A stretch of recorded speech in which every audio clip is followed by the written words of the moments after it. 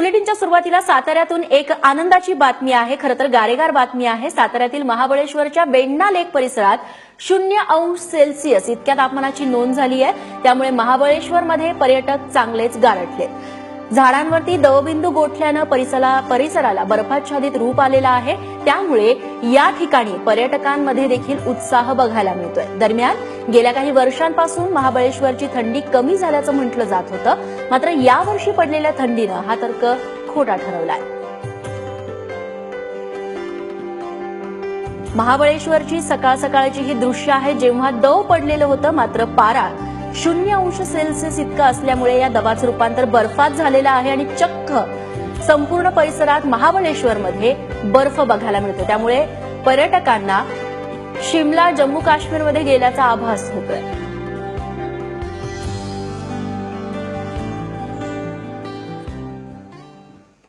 आणि महाबळेश्वरमधील हुडहुडी भरवणाऱ्या या तापमानाचा आढावा घेतलेला आहे आमचा प्रतिनिधी राहुल तपासे यांनी।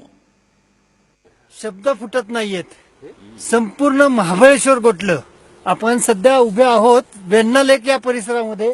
आपण पाहतोय की इथली संपूर्ण झाडी झुडपं ही पूर्णपणे बर्फाने आच्छादलेली आहेत।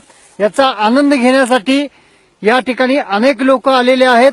आपण पाहतोय की ह्या झाडांवरती पूर्णपणे बर्फाची लेअर तयार झालेले आहेत, दवबिंदू पूर्णपणे गोठलेले आहेत। या ठिकाणी जे आलेले लोक आहेत ते आपण पाहतोय, इथले जे नगरसेवक आहेत, इथले जे स्थानिक लोक आहेत ते याचा आनंद घेण्यासाठी आलेले आहेत। काही पर्यटकही या ठिकाणी आलेले आहेत। ही सगळी परिस्थिती असताना खरंच एकदम मन भारावून गेलेलं आहे। मात्र आता सध्या ही जी परिस्थिती पाहत असताना आमचे हात गारटलेत। आम्हाला वाटलं नव्हतं की हँडग्लोव्ज आणावेत, मात्र इथं आता आल्यानंतर खरोखर हँडग्लोव्ज आणि डबल जर्किंग असावं असंच एकंदरीत वातावरण या ठिकाणचं पाहायला मिळतंय। अशी परिस्थिती या अगोदर या ठिकाणी गेले कित्येक वर्षांपासून पाहायला मिळाली नव्हती। मात्र आता ही परिस्थिती जी आहे ती याहीपेक्षा वेगळी असू शकणार आहे पुढच्या काळामध्ये, असं एकंदरीत इथल्या तज्ञांचं म्हणणं आहे।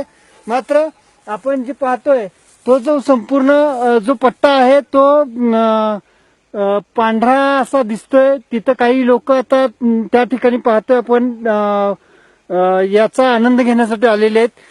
हीच परिस्थिती कायम महाबळेश्वरमध्ये असते, मात्र याचा आनंद पर्यटकांनीही घ्यावा असं एकंदरीत आहे।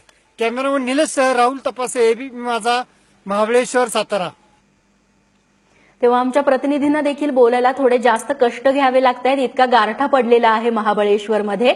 आणि महाबळेश्वरमध्ये दाखल झालेल्या पर्यटकांना देखील काश्मीरमध्ये आल्याचा फील येतोय। पाहूयात या पर्यटकांनी नेमका काय प्रतिक्रिया दिल्या। खूप थंडी वाटते, झाडांवर खूप असा बर्फ हे झालेला आहे आणि असं आम्ही कधीच बघितलं नव्हतं, एवढी थंडी आहे, खूप गारठलेलं आहे। काश्मीर सारखा स्नोफॉल एकदम महाबळेश्वरमध्ये, सगळ्या झाडांवरती बर्फ आहे, खूप छान वाटतंय स्नोफॉल बघून। सगळ्या महाबळेश्वरला मिनी काश्मीर म्हणलं जातं। खरं काश्मीर सारखंच इथलं वातावरण आज आपल्याला पाहायला मिळेल। इथले आज जर आपण टेम्परेचर पाहिलं तर -0 दरम्यान झालेलं आहे आणि अतिशय सर्व ठिकाणी जिकडे पाहाल तिकडे दवबिंदू प्रत्येक झाडावर, शेतीमध्ये, अनेक ठिकाणी घराच्या छतावर, गाड्यावर दवबिंदू साठून त्याचा बर्फ तयार झालेला आहे।